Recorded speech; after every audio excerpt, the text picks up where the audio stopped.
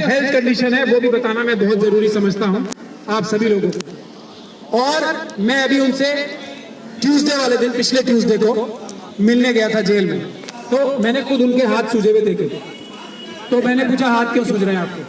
तो उन्होंने तब, क्योंकि उनकी एक बात ये मुझे समझ में नहीं आता, हालांकि उनको हम सब लोग मिलकर समझाएंगे कि वो ये जिद पकड़ते हैं कि जब जो मेरे साथ गिरफ्तार होगा जब तक वो नहीं छूटेगा मैं अपनी बेल नहीं लगाऊंगा। इस बार भी उन्होंने वैसा ही किया, हालांकि उनकी तबीयत बहुत ज्यादा खराब हो रही थी, फिर भी उन्होंने ये कहा और हम सब लोगों को हमारे समझाने के बावजूद भी मजबूर किया कि आप मेरी बेल ना लगाएं जब तक मेरी वाली एफआईआर में सभी लोग बाहर बेल पे नहीं आ जाते। तो हम लोग अब बेल लगाएंगे मंडे को जब वो सभी लोगों की बेल हो।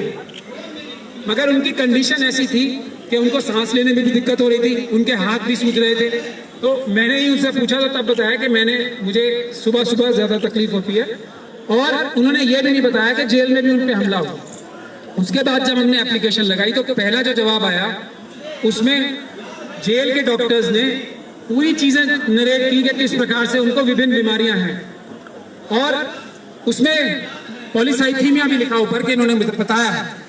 मगर जेल का डॉक्टर जब अगले दिन आता है और उसमें यह भी लिखा हुआ था, वहां से हमें पता लगा कि इनके ऊपर असॉल्ट भी हुआ है जेल के अंदर। ये भी हमें रिपोर्ट से मालूम पड़ा, उन्होंने हमें नहीं बताया।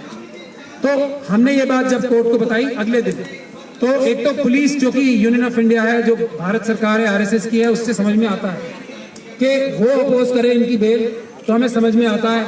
या बेल भी छोड़ दीजिए, मेडिकल पे जो हमने ये कहा कि इनको एम्स जाके, जहां इनके डॉक्टर्स जो बहुत सालों से इनकी ट्रीटमेंट कर रहे हैं, कम से कम वही देख लें। तो गवर्नमेंट काउंसिल और जो दिल्ली पुलिस है वो मना करे तो समझ में आता है, लेकिन दिल्ली सरकार ने भी, जो दिल्ली सरकार के डॉक्टर हैं जेल के, उन्होंने भी ये कहा कि बीमार नहीं, और ये कहा कि मुझे आज तक, पहले दिन की बात बता रहा हूं मैं आपको, पॉलीसाइथीमिया है, इनको पता ही नहीं है, जबकि उनकी खुद की रिपोर्ट में लिखा हुआ था कि उन्होंने हमें बताया। इस तरह की अजीब बातें हो रही हैं। उसके बाद अगले दिन भी जब डॉक्टर्स ने और जेल के स्टाफ ने और दिल्ली पुलिस के वकील ने और पब्लिक प्रोसिक्यूटर ने, सबने आके मना किया, तब हम लोगों ने सारे रिकॉर्ड दिखाए डॉक्टर जज साहब को। तब उन्होंने न सिर्फ इन सभी लॉयर्स को बल्कि दोनों गवर्नमेंट्स को भी लगाया, वो ऑर्डर में भी आई है बात, बल्कि उनको तुरंत फिर एम्स जाने का ऑर्डर भी किया। अब एम्स में हम लोग कल गए थे, इतना जो संगीन और जिसको इतना बड़ा व्यक्ति माना जा रहा है देश की जनता द्वारा, एम्स के पास कल उनको देखने के लिए डॉक्टर नहीं था। देख लीजिए आप हो क्या रहा है, ये हो रहा है इस देश में। एम्स के पास उनको कल देखने के लिए डॉक्टर नहीं था। एक डॉक्टर था, वो उनका ब्लड प्रेशर भी चेक नहीं कर पाया ठीक से, तो उसने हाथ खड़े कर दिया कि मैं आज नहीं देखूंगा, और उनको कल हॉस्पिटल में भी उल्टी तक आ रही थी। इसके बावजूद भी एम्स के डॉक्टर्स ने उनका चेकअप नहीं किया। ये कहा कि जब दूसरे डॉक्टर आ जाएंगे तो इनको मंडे को दोबारा लाना। मैं ये सब हालात आपको इसलिए बता रहा हूं कि आप लोगों के संज्ञान में आए कि किस प्रकार की साजिश चंद्रशेखर आजाद साहब के खिलाफ हो रही है। तो अब कल वो दोबारा जाएंगे, वरना कल उनके पास, एम्स के पास उनको देखने के लिए कोई डॉक्टर मौजूद नहीं था।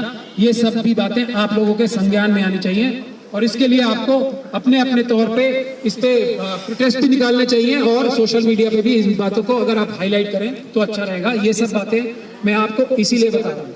जहाँ तक सीए, एनआरसी और एनपीआर का ताल्लुक है, और जो यूनिवर्सिटीज में जो आज जुल्म हो रहे हैं सरकार द्वारा, उसके बारे में भी मेरी चंद्रशेखर साहब से डिटेल में बात हुई है, और उसके लिए भी हमने जो संविधान सुरक्षा समिति बनाई है, उसके सानिध्य से मिलके हम लोग आपको जल्दी ही प्रोग्राम देने वाले हैं, इन सभी चीजों का असली जवाब।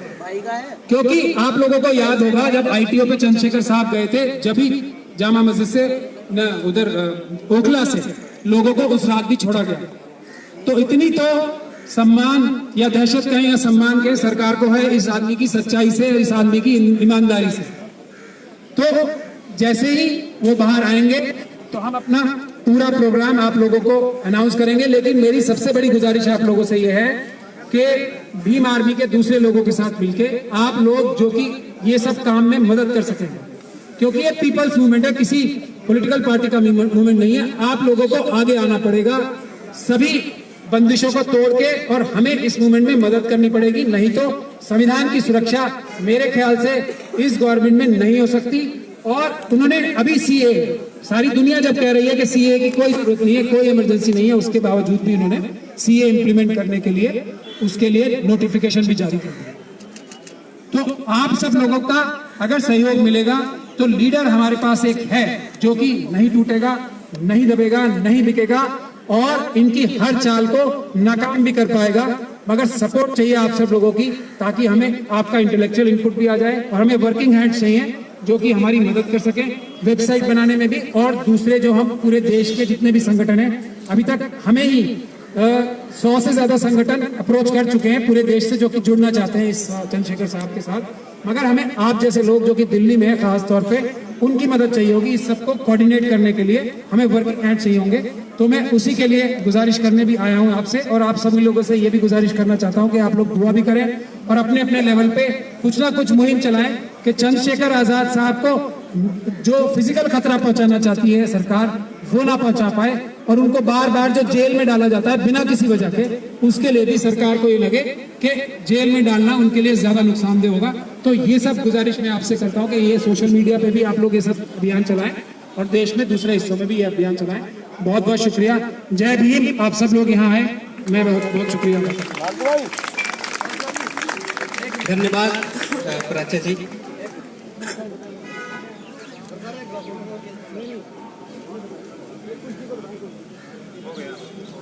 चंद्रशेखर को रिहा करो, चंद्रशेखर को रिहा करो, चंद्रशेखर को रिहा करो। सुचित्रा, अभी साथियों हमारे बीच दिल्ली प्रदेश के अध्यक्ष हिमांशु वाल्मीकि जी भी हैं। आप सभी उनको सुनकर ही जाएंगे।